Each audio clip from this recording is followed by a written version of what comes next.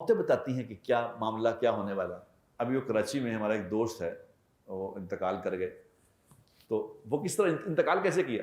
کوئی لوگ پڑے ہیں اسپتالوں میں، روز بچے اسپتال لے کے جا رہے ہیں، آ رہے ہیں، بچے دعا کر رہے ہوتے ہیں کہ یا اللہ یہ مشکل آسان کر دے، امی جی ابا یہ مشکل آسان کیا کر دے، انہوں موت دے دے.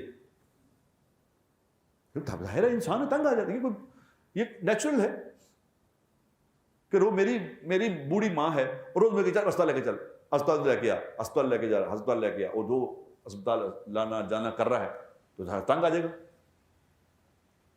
تو کہے گا کہ اللہ یا اللہ ایسی مشکل آسان کر دے، مطلب انہوں فوت کر دے. ہاں اس کو موت کیسے آئی کراچی والے کو، یہ بتانا چاہتا تھا آپ کو.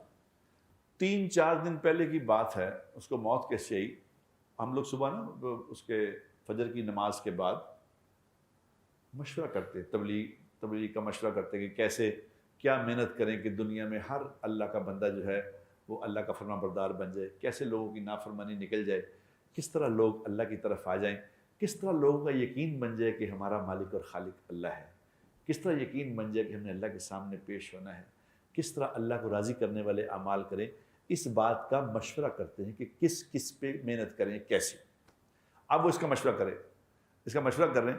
تو مشورہ کرتے کرتے انہوں نے ایک رائے دی کہ میں کل فلاں سے ملا تھا، فلاں سے ملا تھا، یہ رائے کہ کہہ رہے کہ ایک منٹ ٹھہرنا. تو ایسے ادھر لیٹ گیا. تو ایک ساتھی نے کہا کہ بھائی کیا ہوا، دیکھا تو مر گیا. مشورہ کرتے کرتے 1 سیکنڈ میں مر گیا، نہ کوئی آواز آئی، نہ کوئی تکلیف پتہ